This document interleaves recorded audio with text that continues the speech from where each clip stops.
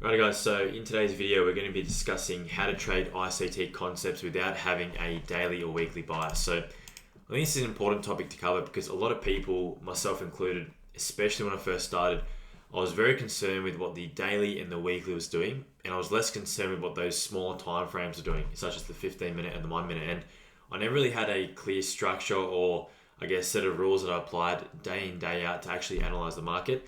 Today we're going to be going through how you can actually trade without a daily or weekly bias and how I've built a profitable strategy to get over $1 million in funding, multiple payouts just by using the 15 minute, the 1 minute time frame, macros, kill zones, and doing these three things or four things here. So we're going to get straight into it and we're going to expand on this and go through an example yesterday that I called out in the Discord live, but we'll get straight into it here. So why and how can you trade without an ICT or without a bias?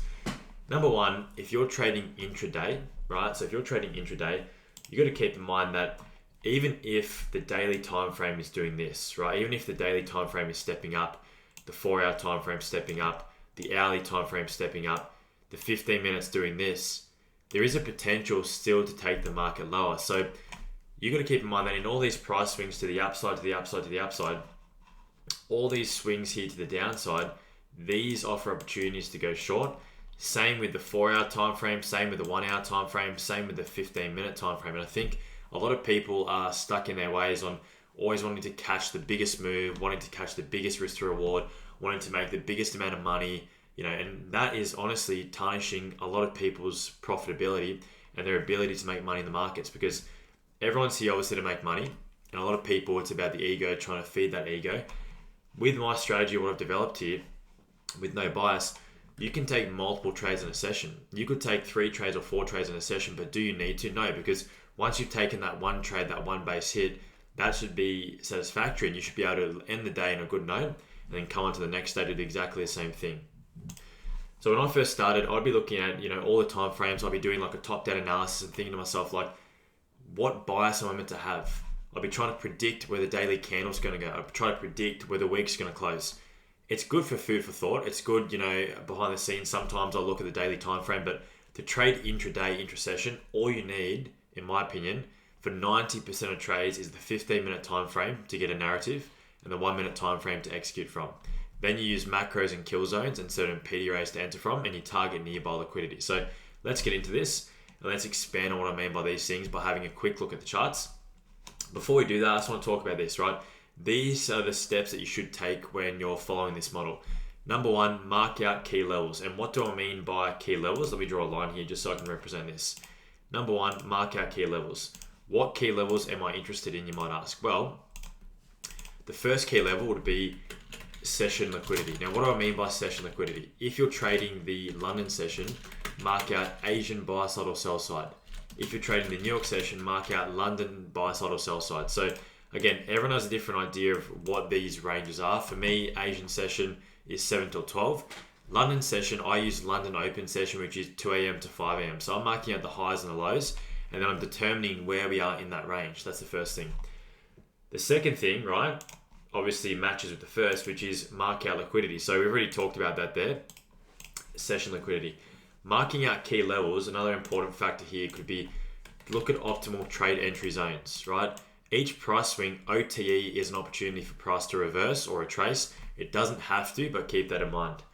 Number 3, always be looking for, and I might mark this on the side here, always be looking for equal highs, equal lows. It doesn't matter if it's Asian buy side, sell side. It doesn't have to be time-based liquidity, but equal highs and lows are always going to hold more weight than just regular highs or lows. So equal highs and lows plus low resistance liquidity, which we're going to talk about today.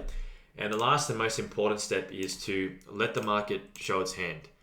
So a lot of people try to predict, oh yeah, the market's going to do this. And, a lot of people are preaching, oh yeah, we're going to do this and then do that.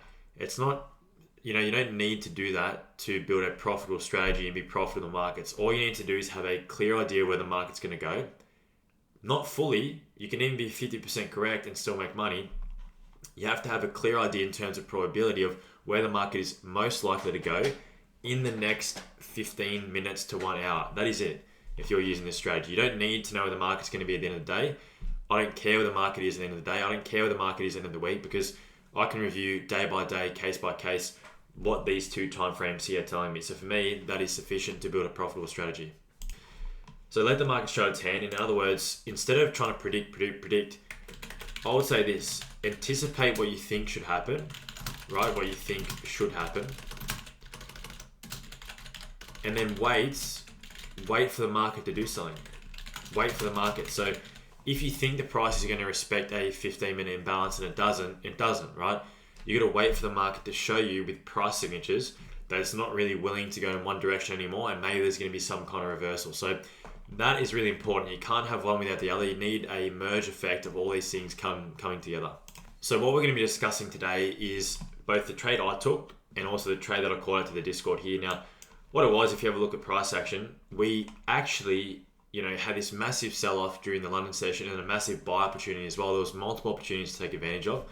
For us, we're going to be looking at the sell position here, and we're going to be looking at how you can phrase a high probability trade without needing any higher time frames. For me, it was just the 1 minute and the 15 minute and trading towards nearby liquidity.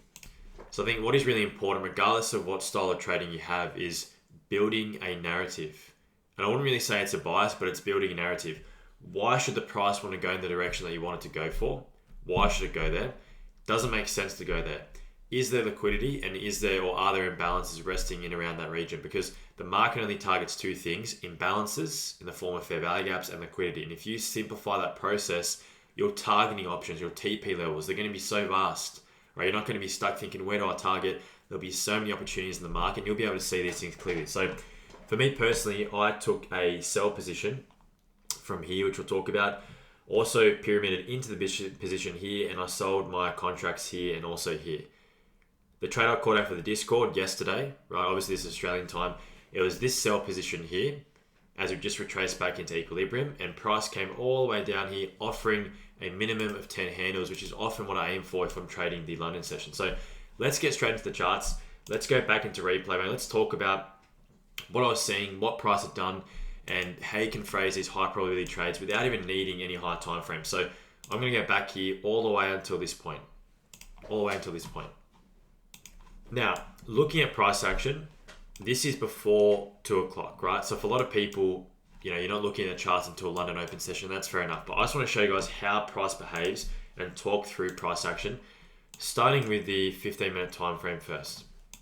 Now, again, what's the first step? If we go back to our PowerPoint slide here, or the mind map, the 15-minute and the 1 minute. The first thing I always do is mark out any 15-minute imbalances. If we're sitting in one, beautiful.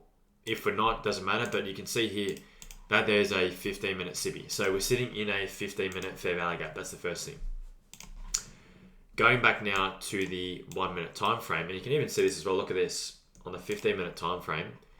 It looks as if we've now inversed this bullish fair value gap too. So price signatures are starting to come together. Back onto the 1 minute time frame, we dig into that 15-minute imbalance. What I want to do now is the second point, which is mark out session liquidity. So Asian buy side, Asian sell side. For me, I class Asian session based on the third episode of ICT's 2022 mentorship, I believe it is, at 7 o'clock till 12 o'clock. So that there is my Asian buy side. I'm going to label this out. And again, this is what you should do every day, in my opinion. If you're wanting to build a profitable model, you want to be, nice and simple. You mark out the same things every day, and you see how you are, how you're positioned in relation to those key points. So Asian buy side is here. The extreme point of Asian sell side is here, right? For me, that means we've just swept Asian buy side.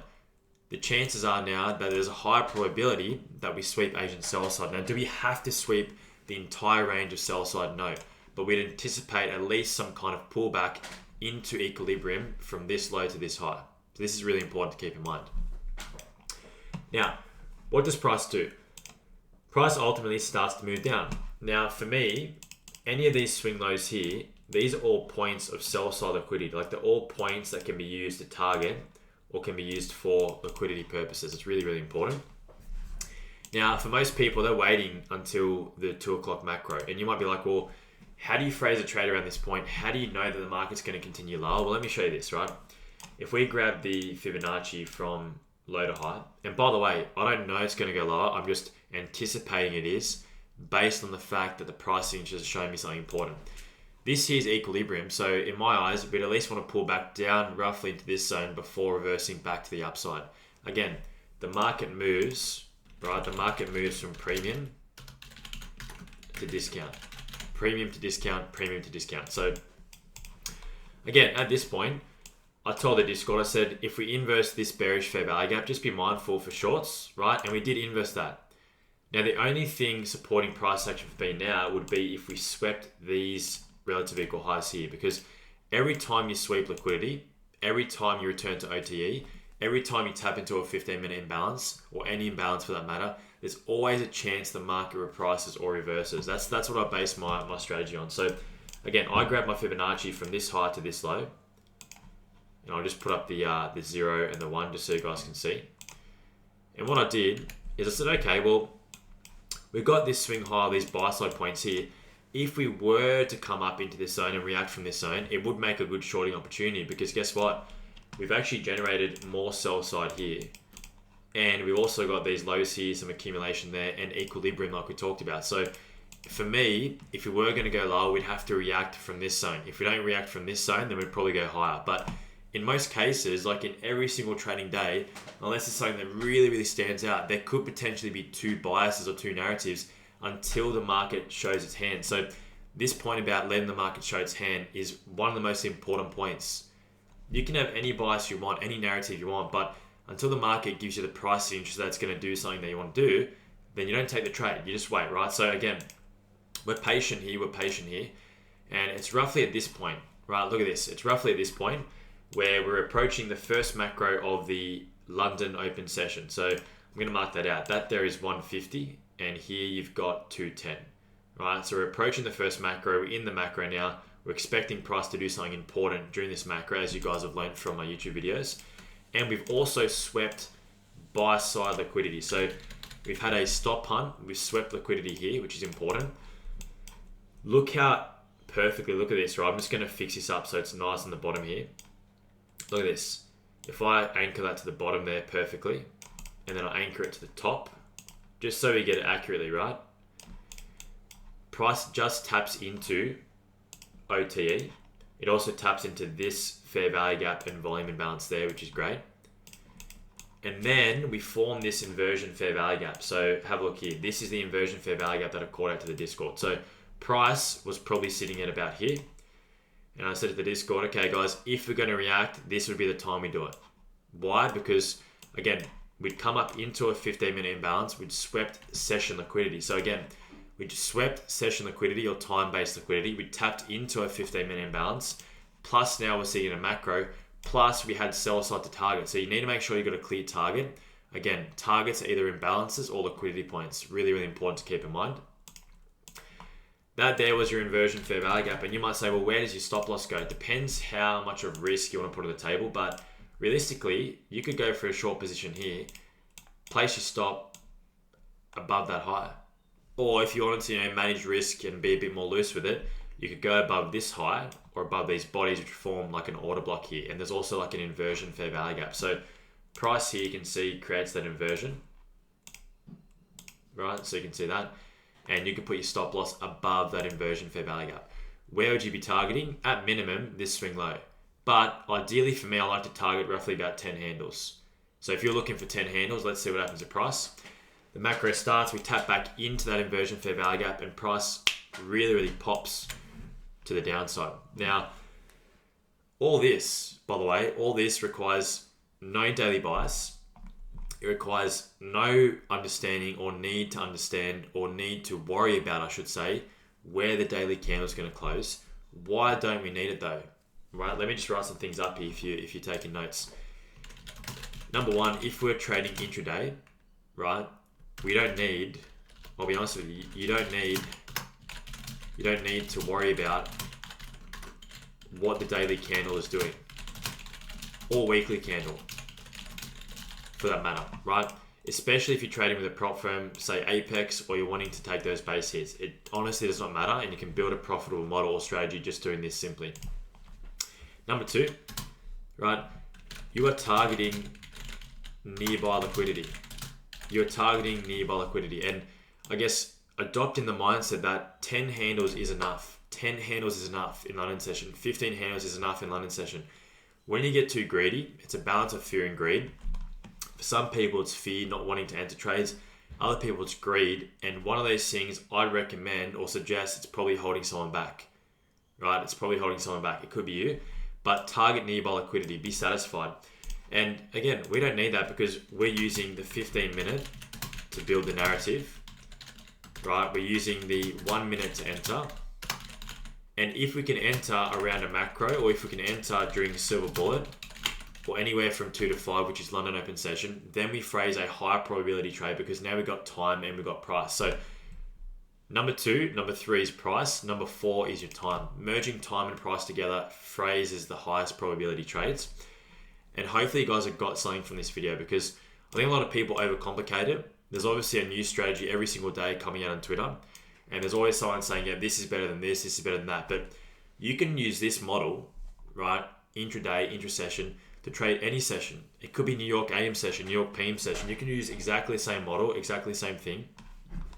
Am I saying that you're always going to have something like this? No. But when you use imbalances on the 15 minute and you use the 1 minute to execute and you use the silver bullet macros or kill zones and you merge those 3 things together, you can have confidence in these trades. You can have confidence that's going to do what you expect it to do, but you only execute when the price shows you what you need. Like for example here, if we came up into OTE of the previous range and we just closed up here, would it still be a valid trade idea? No, right? I'd have to wait to see how it reacts from this sell side imbalance, but I'd rather react from here.